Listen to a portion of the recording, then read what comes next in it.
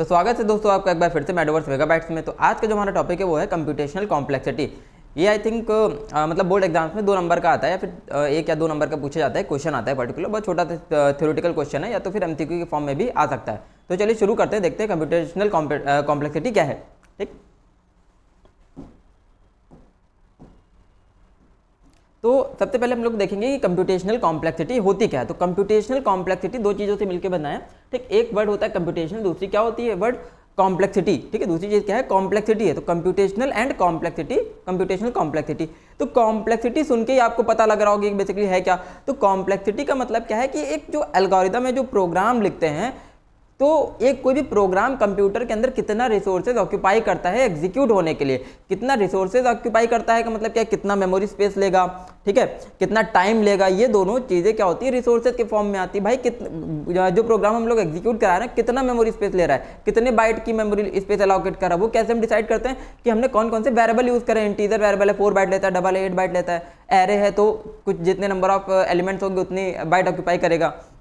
ठीक, तो कॉम्प्लेक्सिटी बताती है कि जो एल्गोरिदम है मतलब जो प्रोग्राम बना रहे हैं, ठीक है, प्रोग्राम बनाने का जो हमारा तरीका है वो कितना रिसोर्सेज ऑक्यूपाई करेगा कंप्यूटर के अंदर। ठीक, तो उसी का कैलकुलेशन करते हैं, ये हम फाइंड करते हैं कि वो कितने रिसोर्सेज ऑक्यूपाई कर रहा है। तो जितने जो हमारा प्रोग्राम है जितने कम रिसोर्सेज ऑक्यूपाई करेगा, ठीक, उतना ही बेटर प्रोग्राम माना जाएगा। भाई कम से कम टाइम ले एग्जीक्यूट होने में, ठीक है, और ज़्यादा से ज़्यादा फंक्शन परफॉर्म कर दे कम से कम टाइम में, ठीक, कम मेमोरी स्पेस यूज़ करे। ठीक है, तो जितना कम मेमोरी स्पेस यूज करेगा, जितना कम टाइम लेगा, उतनी ही बेटर एल्गोरिदम मानी जाएगी, उतना बेटर प्रोग्राम माना जाएगा। जितना ज़्यादा मेमोरी स्पेस, जितना ज़्यादा टाइम लेगा, उतना ही खराब हमारा एल्गोरिदम माना जाएगा। ठीक है, तो चलो देखते हैं, समझते हैं कि कैसे क्या हो रहा है। ठीक, तो computation involve the problems to be solve and the algorithm to solve them. ठीक है, तो कंप्यूटेशन का मतलब क्या है, जो प्रॉब्लम को सॉल्व करने का तरीका है। भैया एल्गोरिदम है क्या, बेसिकली एल्गोरिदम ये है कि हम कुछ स्टेटमेंट लिखते हैं ना, जैसे हमें 2 नंबर का सम करना है तो 2 नंबर का सम करने के लिए क्या लिख, जैसे is equal to A plus B, उससे पहले ए और बी को इनपुट ले लेंगे यूजर से। ठीक है, ए और बी को सबसे पहले यूजर से इनपुट लिया, ए इनपुट लिया, बी इनपुट लिया, फिर दोनों को ऐड करके आंसर सी में स्टोर कर दिया, सी को प्रिंट करा दिया। तो ये जो प्रोसेस है इसको क्या बोलते हैं, एल्गोरिदम। यानी कि किसी भी प्रॉब्लम को सॉल्व करने के लिए जो हम नंबर ऑफ स्टेटमेंट लिखते हैं कोडिंग के फॉर्मेट में, उसको बोलते हैं एल्गोरिदम। ठीक है, तो कंप्यूटेशन का मतलब क्या है, प्रॉब्लम टू बी सॉल्व, किस प्रॉब्लम को सॉल्व करना है, और एल्गोरिदम टू सॉल्व देम, और उनका एल्गोरिदम का मतलब क्या नंबर ऑफ स्टेटमेंट लिख रहे हैं हम सॉल्व करने के लिए प्रॉब्लम। ठीक, आगे चलते हैं।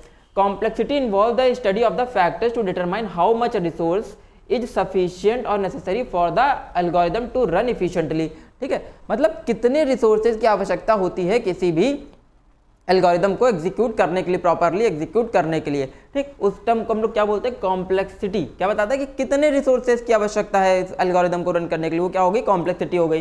ठीक है, तो जो क्वालिटी होती है एल्गोरिदम की, मतलब जो कॉम्प्लेक्सिटी होती है बेसिकली, ठीक, तो एल्गोरिदम की जो परफॉर्मेंस है वो किस पे डिपेंड करती है, इंटरनल और एक्सटर्नल फैक्टर्स पे डिपेंड करती है। किस पे डिपेंड करती है, इंटरनल और एक्सटर्नल फैक्टर्स पे डिपेंड करती है। ठीक, तो 2 टाइप के फैक्टर हो गए हमारे, इंटरनल और एक्सटर्नल। तो इंटरनल फैक्टर और एक्सटर्नल, तो सबसे पहले हम लोग एक्सटर्नल फैक्टर देख लेते हैं। एक्सटर्नल फैक्टर्स क्या है, तो एक्सटर्नल फैक्टर्स क्या है, size of the input to the algorithm, की इनपुट का साइज हमने कितना दिया है एल्गोरिदम में। ठीक है, मतलब जैसे एक एरे ले रहे हैं तो 10 साइज की एरे है, 50 साइज की एरे है, 100 साइज की एरे, कितने साइज की एरे है। Speed of the computer on which it run, ठीक है, कंप्यूटर की स्पीड कितनी है। भाई इस पे तो हमारा कोई बस होता नहीं, एक बार हम लोग खरीद लेते हैं कंप्यूटर, एक सपोज पीसी खरीद लिया, वो सालों सालों तक चलता रहता है। ठीक है, अब उसमें प्रोसेसर, उसकी स्पीड किस पे डिपेंड करती है, उसके प्रोसेसर पे डिपेंड करती है, कितने गीगाहर्ट्ज का प्रोसेसर है। ठीक है, quality of the compiler, compiler की क्वालिटी कैसे है, क्योंकि भैया नए नए कंपाइलर आते रहते हैं मार्केट में, अलग अलग तरीके के कंपाइलर अवेलेबल है, कोई तेज काम करता है, कोई धीमे काम करता है।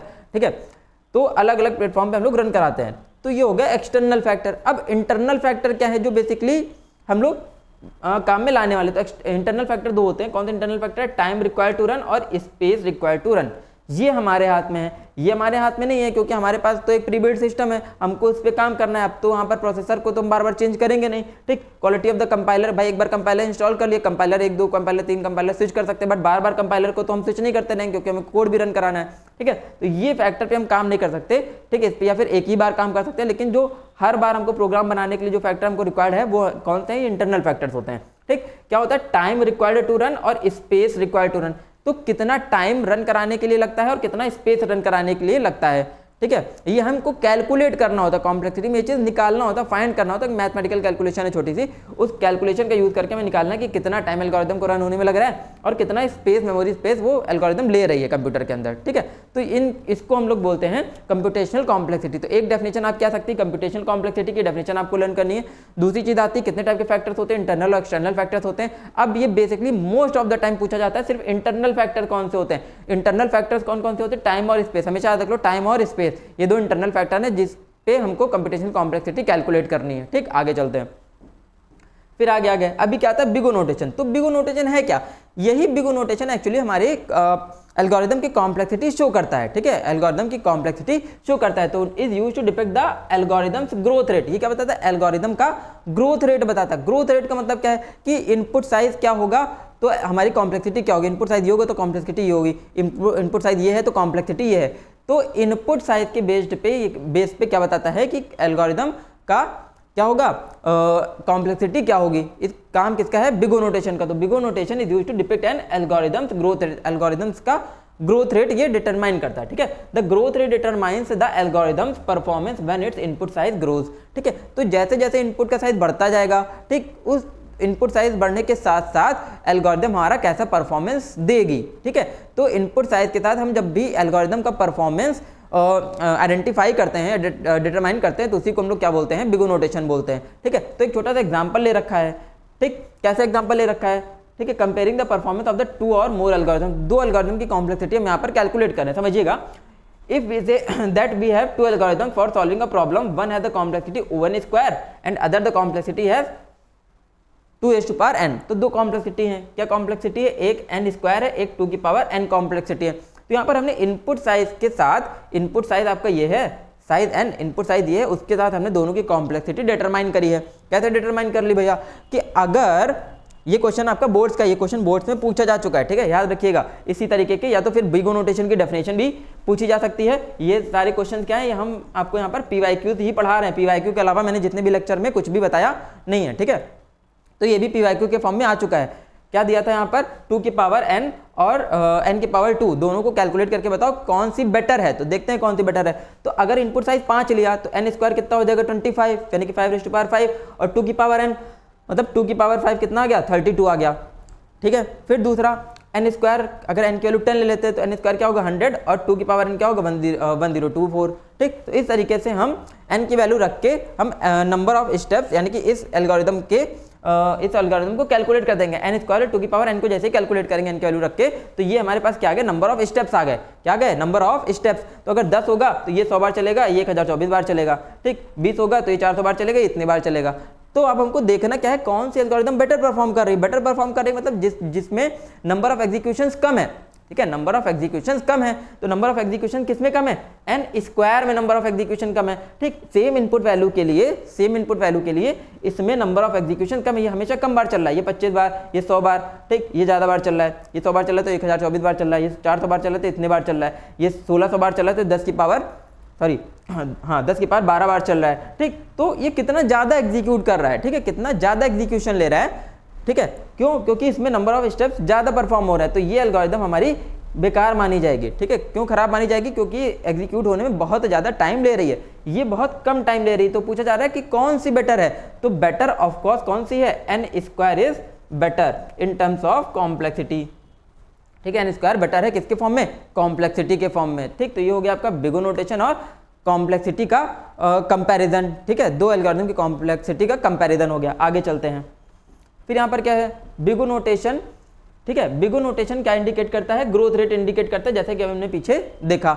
अब यहाँ पर एक चीज आती है जिसको बोलते हैं डोमिनेंट टर्म। क्या बोलते हैं, डोमिनेंट टर्म। देखो, तो बिगो नोटेशन जो फंक्शन है वो n पे बेस्ड होता है। ठीक है, where n is usually the size of the input of the algorithm. ठीक है, कि हम किसी भी एल्गोरिदम में कितना इनपुट देंगे, इनपुट साइज पे हमारा बिगो नोटेशन काम करता है बेसिकली। ठीक है, बिगो नोटेशन इनपुट पे काम करता है। मोर द इनपुट साइज, जितना ही इनपुट साइज होगा, more impact it can have on the growth rate of the algorithm. भाई जैसा कि अभी हमने पीछे देखा कंपैरिजन में, जितना इनपुट का साइज होगा उतना ही ज्यादा वो एल्गोरिदम को इफेक्ट करेगा।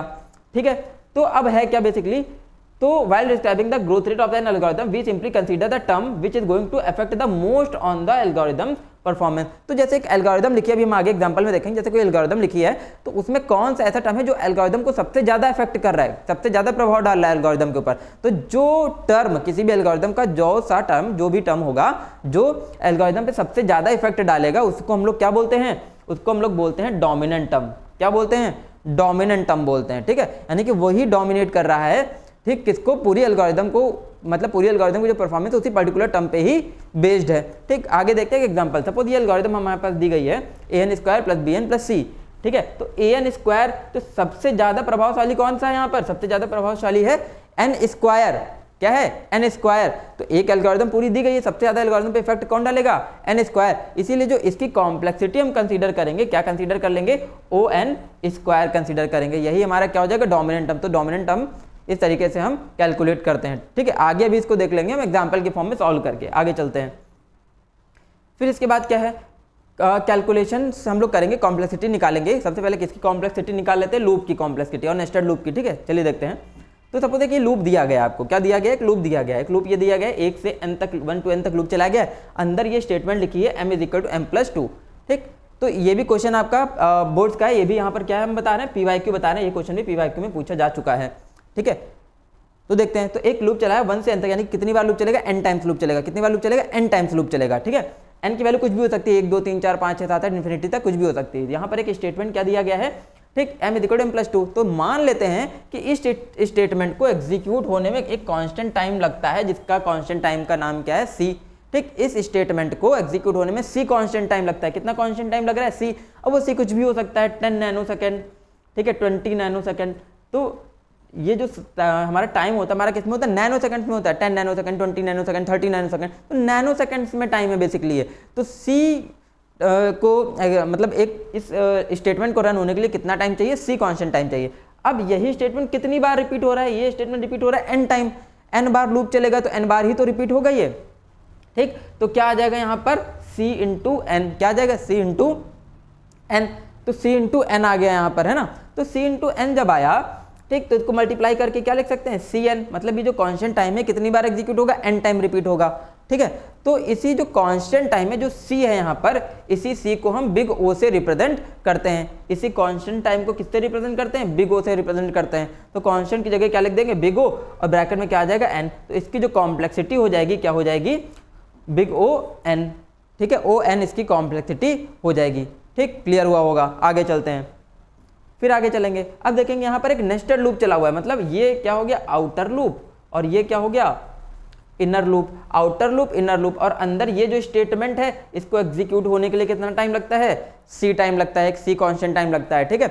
तो अभी नेस्टेड लूप जब चलता है, तो लूप के अंदर लूप चलता है, उसी को हम लोग क्या बोलते हैं? नेस्टेड लूप बोलते हैं। जब उसको नेस्टेड लूप बोल रहे हैं तो होता क्या है? जब एक बार ये चलेगा, ये चलेगा एक बार, तो जब आउटर लूप एक बार चलता है तो इनर लूप क्या चलता है? पूरा चलता है। कितना चलता है? पूरा, ठीक। मतलब टोटल नंबर ऑफ एग्जीक्यूशन जो होंगे वो n² होंगे।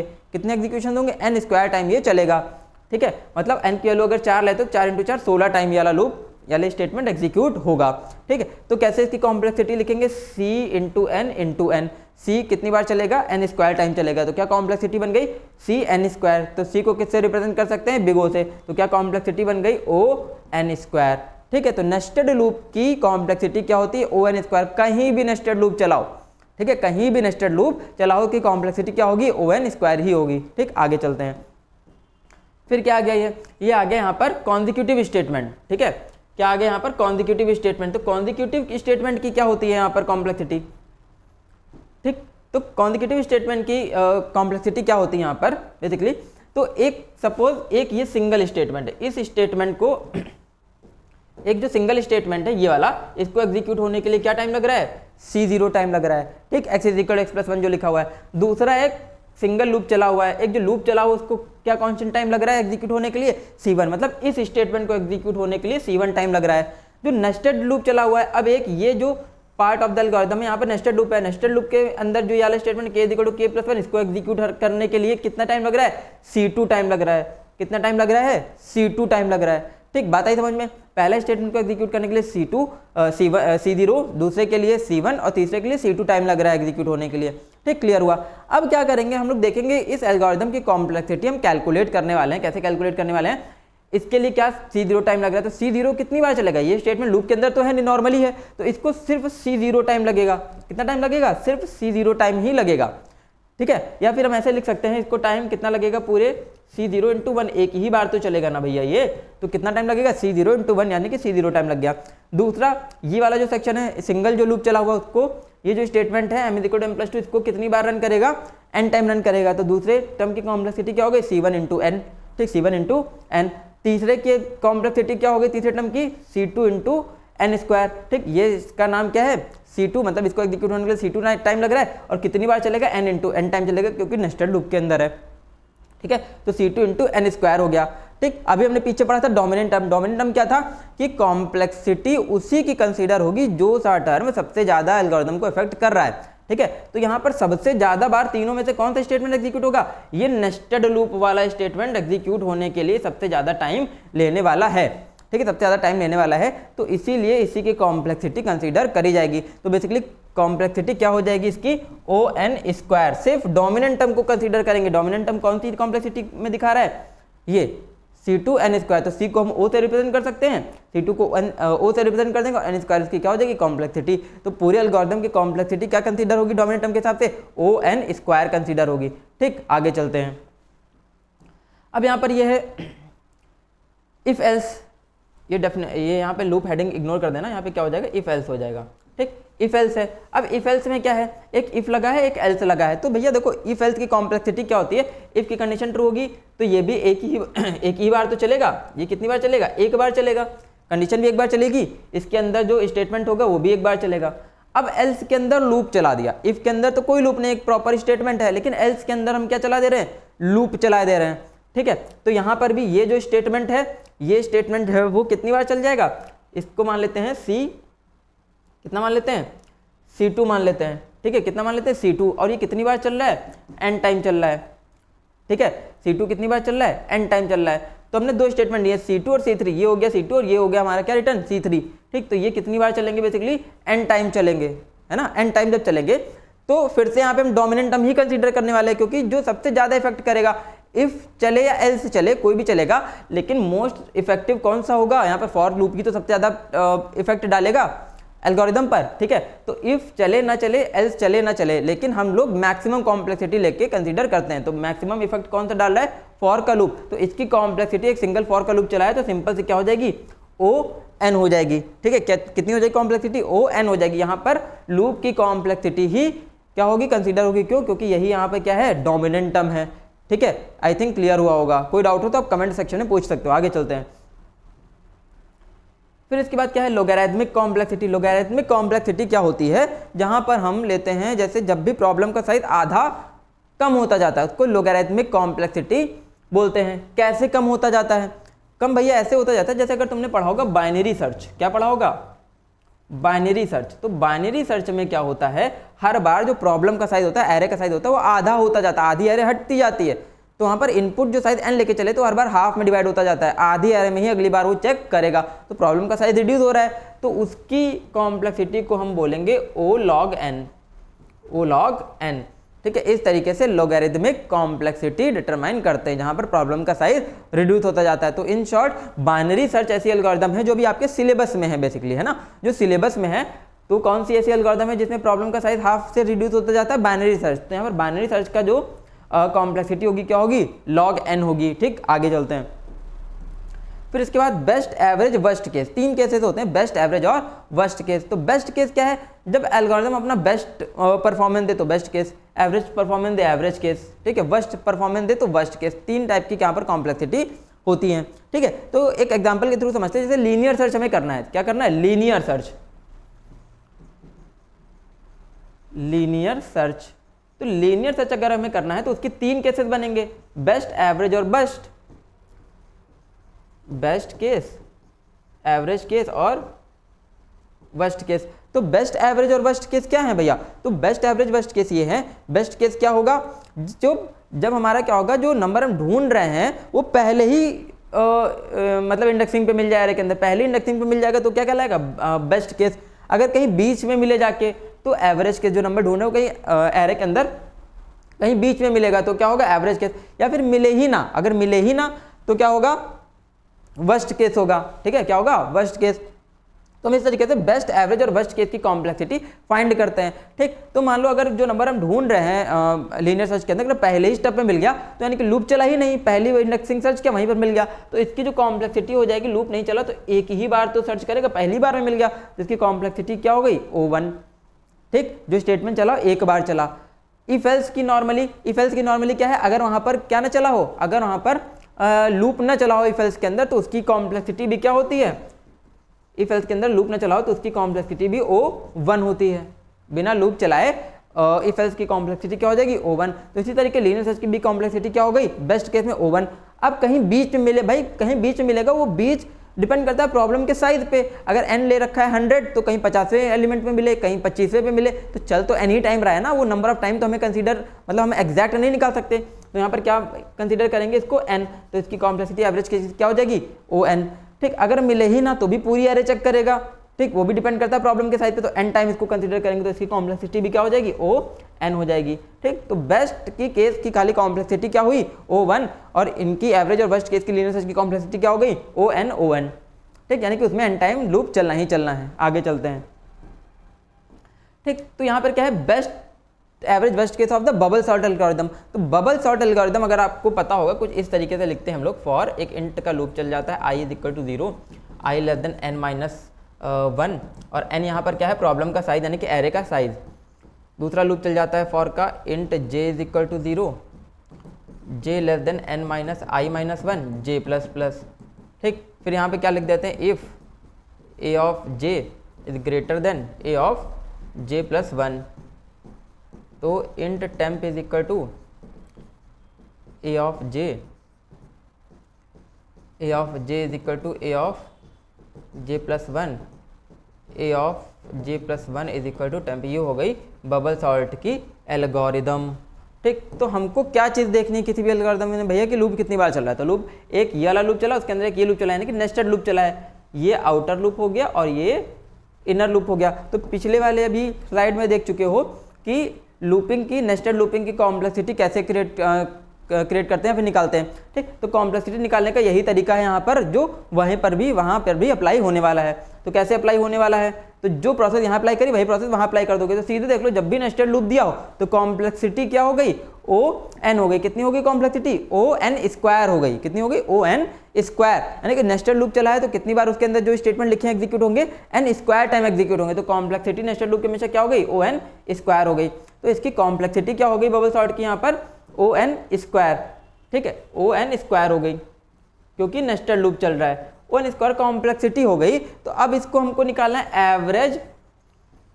ठीक है, बेस्ट एवरेज और वर्स्ट केस में, बेस्ट एवरेज और वर्स्ट केस में निकालना है। बेस्ट एवरेज और वर्स्ट केस में कैसे कॉम्प्लेक्सिटी निकालोगे, तो देखोगे कि हर केस में जो लूप है वो कितनी बार एग्जीक्यूट हो रहा है। तो यार अगर तुम एरे सॉर्टेड भी इनपुट करा दोगे ना, बबल या सिलेक्शन सॉर्ट में किसी भी सॉर्ट के अंदर अगर सॉर्टेड एरे भी इनपुट करा दोगे तो भी चेक तो यार पूरा ही करेगा ना, लूप तो वो पूरा ही चलाएगा, कहीं कोई एलिमेंट छूटा तो नहीं, चेक करने के लिए तो पूरा ही लूप ऑपरेट करेगा वो। ठीक, तो कॉम्प्लेक्सिटी बेस्ट एवरेज और वर्स्ट केस तीनों में ही क्या हो जाएगी, ON² हो जाएगी।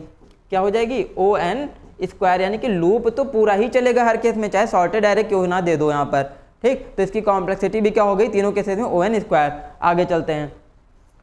ठीक है, फिर क्या है, ये क्वेश्चन है। इसी तरीके से एक शॉर्ट में बता दे रहा हूँ, इसी तरीके से जो सिलेक्शन सॉर्टिंग होती है, सिलेक्शन सॉर्टिंग की भी, ठीक है, सिलेक्शन सॉर्टिंग हो जाएगी या फिर इंसर्शन सॉर्टिंग हो जाएगी।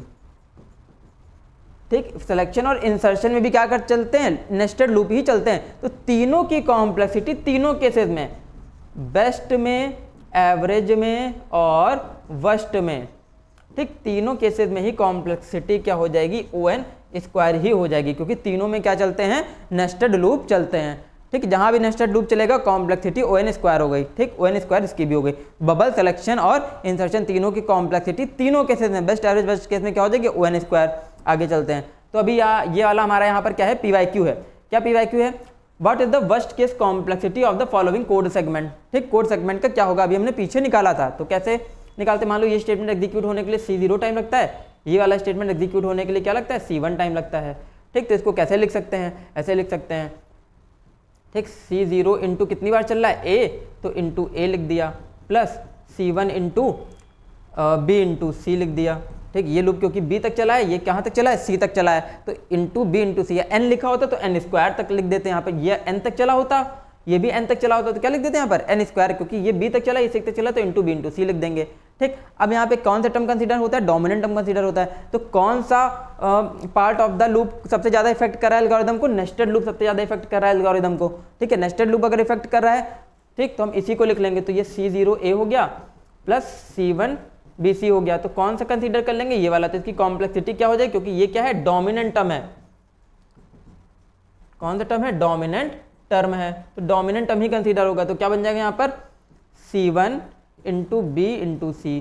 ठीक, तो ये हमारी इसकी कॉम्प्लेक्सिटी हो गई। तो सी को किससे रिप्रेजेंट कर सकते हैं, ओ से, बिग ओ से, तो क्या बन जाएगा ओ बी इंटू सी, इसकी कॉम्प्लेक्सिटी हो जाएगी एल्गोरिदम की, कितनी होगी, ओ बी इंटू सी, बिग ओ बी इंटू सी, ये कॉम्प्लेक्सिटी हो गई। फिर दूसरा क्वेश्चन क्या कह रहा है, how would the complexity change if all the 3 loops went to N instead of A B and सी।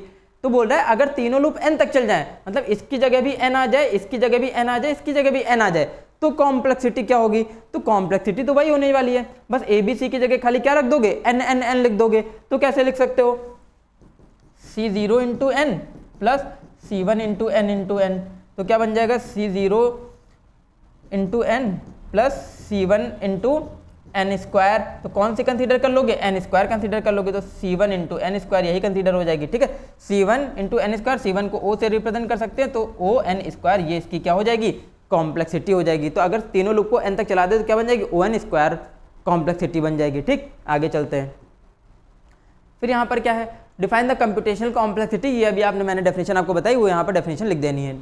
आगे क्या है, calculate the complexity of the big O notation for the following code, इसके लिए कॉम्प्लेक्सिटी डिफाइन करो। Single loop चला है, ठीक, statement को एग्जीक्यूट होने के लिए सपोज सी टाइम लगता है, तो क्या लिख दोगे, कॉम्प्लेक्सिटी C इंटू एन, कितनी बार चलेगी, एल्गोरिथम रिपीट हो गया स्टेटमेंट एन टाइम, तो C इंटू एन, सी को O से रिप्रेजेंट कर सकते हैं ON, तो ON इसकी कॉम्प्लेक्सिटी हो गई। ठीक, जो इस तरीके से हम कॉम्प्लेक्सिटी कैलकुलेट कर सकते हैं। ठीक है, तो याद आपको रखना है किस एल्गोरिथम की कॉम्प्लेक्सिटी कितनी है। जैसे मैंने अभी बताई, बबल, सिलेक्शन, इंसर्शन, तीनों की तीनों केसेस में क्या होगी, ON स्क्वायर होगी। ठीक, बबल, ठीक है, क्या होगी कॉम्प्लेक्सिटी, बबल सॉर्टिंग की कॉम्प्लेक्सिटी, सिलेक्शन की कॉम्प्लेक्सिटी, ठीक, इंसर्शन की कॉम्प्लेक्सिटी, तीनों की तीनों ही केसेस में। ठीक, बेस्ट, एवरेज और वर्स्ट केस में, बेस्ट, एवरेज और वर्स्ट केस में, तीनों ही केसेस में कॉम्प्लेक्सिटी क्या होती है, ON स्क्वायर होती है। लीनियर सर्च की कॉम्प्लेक्सिटी क्या होती है, भी मैंने बताई थी, लीनियर सर्च की कॉम्प्लेक्सिटी होती है बेस्ट में क्या हो गई, O1। ठीक, एवरेज और वर्स्ट केस में कितनी हो गई, एवरेज एंड वर्स्ट केस में कितनी हो जाएगी, ON स्क्वायर हो जाएगी। ठीक, ये है कॉम्प्लेक्सिटी, आप याद कर लो। बबल की क्या होगी, बेस्ट, एवरेज, वर्स्ट केस तीनों में ON स्क्वायर, लीनियर सर्च की क्या होगी, बेस्ट केस में O1 और एवरेज और वर्स्ट केस में क्या होगी, ON स्क्वायर। बाइनरी सर्च की अगर कॉम्प्लेक्सिटी की बात करते हैं, बाइनरी सर्च की कॉम्प्लेक्सिटी बेस्ट केस में क्या हो जाएगी, बेस्ट केस में इसकी कॉम्प्लेक्सिटी भी हो जाएगी O1 क्या हो जाएगी, O1। ठीक, क्योंकि पहली बार ही लूप चला, पहली बार स्टेटमेंट ही मिल गया, काम खत्म। और एवरेज और वर्स्ट केस में क्या हो गई, एवरेज एंड वर्स्ट केस में क्या हो गई, कॉम्प्लेक्सिटी इसकी लोगरिथमिक कॉम्प्लेक्सिटी कंसीडर होगी। क्यों, क्योंकि हर बार प्रॉब्लम का साइज आधा होता जा रहा है, तो क्या कॉम्प्लेक्सिटी हो जाएगी, O log n, ये इसकी कॉम्प्लेक्सिटी हो गई। ठीक, तो इस तरीके से हम लोग एल्गोरिथम की कॉम्प्लेक्सिटी कैलकुलेट करते हैं। ठीक है, तो इस लेक्चर को यहीं पर समाप्त करते हैं। अगले लेक्चर में हम लोग देखेंगे कुछ आउटपुट क्वेश्चन जो लूपिंग से आते हैं, फिल इन द ब्लैंक के फॉर्म में। तब तक के लिए बने रहिए हमारे साथ। धन्यवाद दोस्तों, स्टे ट्यून्ड गाइस।